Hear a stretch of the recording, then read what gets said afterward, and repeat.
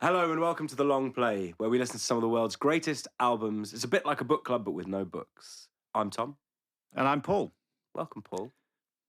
It's exciting, Tom, isn't it? It is exciting. It is. The first ever episode of The Long Play. It's been a kind of long time in the making. So why don't you tell us a bit about why we're here?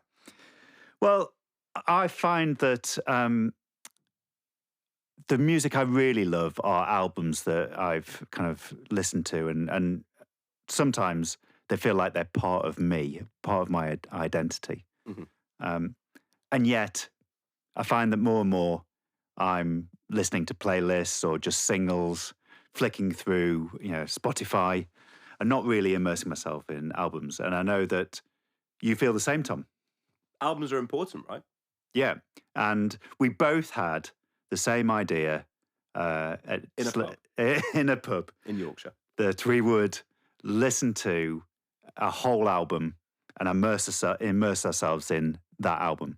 Yeah, so we went for a quick drink at Christmas. I said to Paul, "What are you going to do next year? What's going to be your plan? What do you want to achieve?" Because typically, certainly for me, the beginning of the year is quiet. It's quiet in the music biz. So, I was trying to think of what I might do, and Paul told me about a little idea for a podcast he had, which was The Long Play, listening to one album all the way through, immersing yourself in it, and then creating a community around that. So what we really wanted actually wasn't just the podcast, but to gather music lovers around the world who wanted to listen to albums, wanted to get back into albums.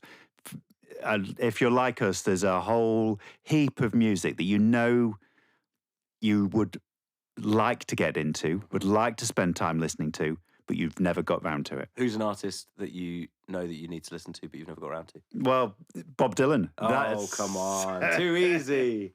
That's the easy one, but it's the example that I've often used, and we'll talk a bit more about Bob Dylan on this. But there are literally hundreds, and we're pulling together a poll every month where you can help us choose the album. Mm-hmm. And there is no shortage of artists and great music that we are going to put on that poll. In fact, we're going to run this for many years by the looks of the number of albums that we've got racked up. Yeah. Even if no one's listening, we'll exactly. Still be plugging away. And yes, and great music, great albums, and trying to enjoy that in that format. And that's the reason why we're here. So, Paul, why don't you tell us a little bit about what we're going to be listening to this month? Yeah, so this month is Blood on the Tracks by Bob Dylan. It is actually the example that we used when we first discussed it. We know that Dylan is an important artist. We know that this is one of his greatest albums, but it's not an album that I know that much about. Right. I really feel like I want to immerse myself within it. What's your previous experience of Bob Dylan? What do you know about Bob Dylan? I think, obviously, Bob Dylan is a culturally important artist. My personal experience is pretty limited, and it limits to knowing his big songs, even covers of his songs. But I've never taken the time to delve into it, and I know that there are millions of dedicated Dylan fans around the world, and I want to feel what they feel when they listen to his music. And this is hopefully our way in. And he won a Nobel Prize as well, didn't he? He did. He won the Nobel Prize for Literature in 2016. In fact, I'm going to read from the Wikipedia page for Bob Dylan, because I think the quote that's on there, that was made by a member of the Nobel Committee, Horace Engdahl, when he was describing Dylan's place in literary history, he said, "He's a singer worthy of a place beside the Greek bards, beside Ovid, beside the romantic visionaries, besides the kings and queens of the blues, beside the forgotten masters of brilliant standards." High praise. Yeah, I mean, what more encouragement can you have to dive into some of his best work? And that's what we're going to do together this month. Yes. Yeah. So we're going to be listening to the album in many different ways. I'm going to be listening to mine whilst I'm running. whilst I'm doing lots. I'm not sure you actually go running, Tom, but Well, that might be true. I think actually with running, You're the runner in this room. It's good to choose the BPM that matches your pace, and I think this is a nice slow album actually. So it might be perfect for both of our running styles. Do you want to tell us a bit about what Bob Dylan said about it when he made the work? Yeah, so Blood on the Tracks is often described as the ultimate breakup album, and many people have said that it's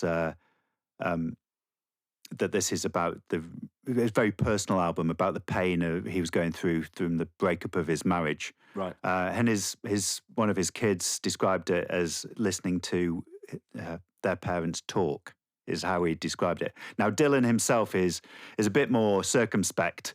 He doesn't talk about his art a lot and in depth, but he has denied actually that it's autobiographical in any way. But it's certainly infused with that backdrop. And he said that he doesn't really understand why people would want to listen to this pain. And there's a lot of pain in the album.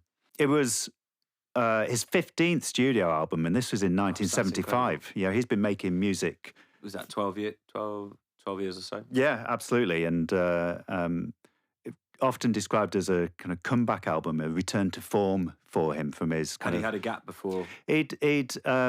A few things had happened. He'd had a motorcycle accident that had stopped him from touring. He'd become a born-again Christian. There were all sorts of things had happened in Dylan's life over this time, and he perhaps wasn't producing at the kind of standard that he had in the mid-'60s when he really defined music. And this is a kind of return to form for him, but obviously fueled by quite a lot of emotional pain. So it's going to be really interesting to kind of listen to it and dive into it.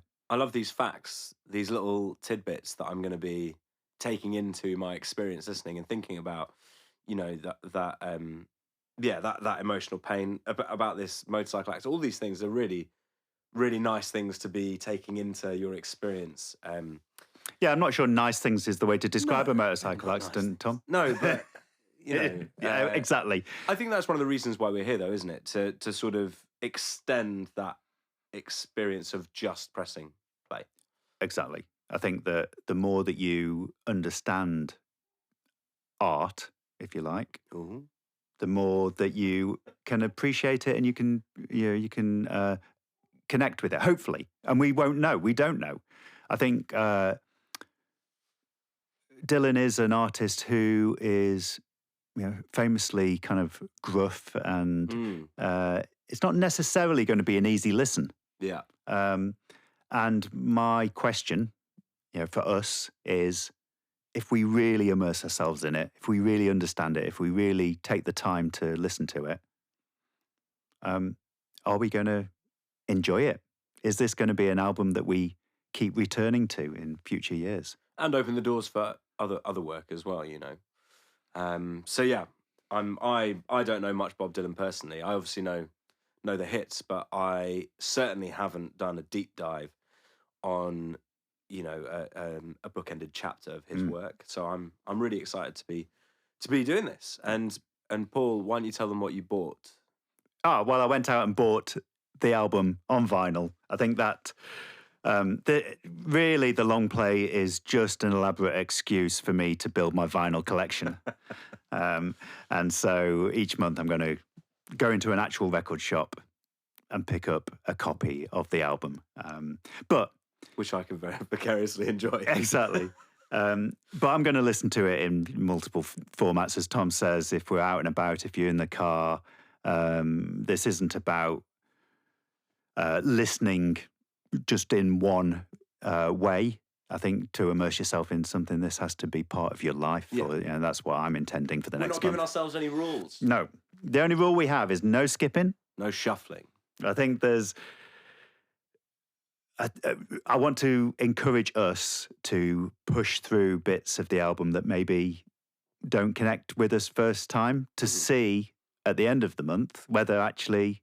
You know, there's a real chance that those bits that you find difficult at the start become your favourite bits of music.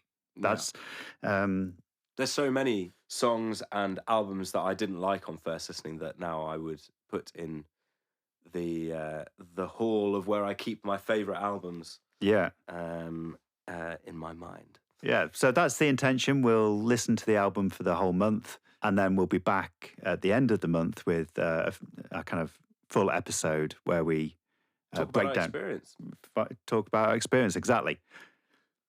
But that's not just going to be the next time you hear from us, because throughout the month, this is a kind of community of listening. And that's really what we were trying to create, is a music listening club rather than a podcast. So if you find articles or you find YouTube videos or anything that you find is pertinent to the listening experience, and share it with us, share it with the community, and we'll give you the links to find those.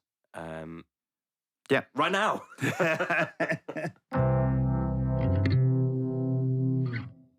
So you can find the links in the show notes. The website is thelongplay.uk.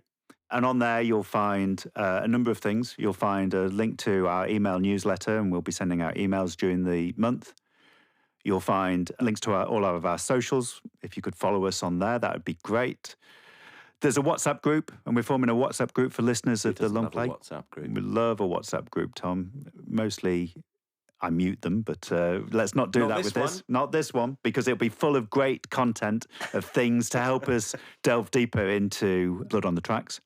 And we're going to have a listening party as well. We are. We're going to have a listening party on Discord. So Discord is, if you're not aware of Discord, it is a good way of. About Discord. I feel like I've got Discord, and I'm involved in a couple of servers. Yeah. But I do find it quite terrifying as well. Yeah, exactly. But hopefully, it's really easy to sign up. And then actually, one of the great features is you can listen along together. And we can listen along to an album. And then it's a bit like a forum where we can chat in real time about the album. And so I think it's a great platform for that, even if it is a bit scary, a bit nerdy. So we'll do that. And also on the website, actually, what you're going to find is links to our poll for next month. So we want to involve the community in kind of choosing the album that we have each month.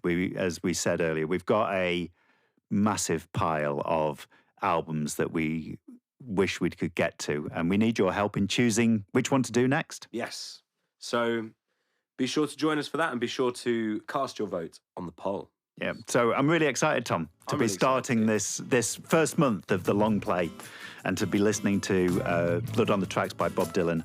And this is where we start it all. Yeah, great. So what do we do now but press play? Exactly. Sit back, slow down, press play.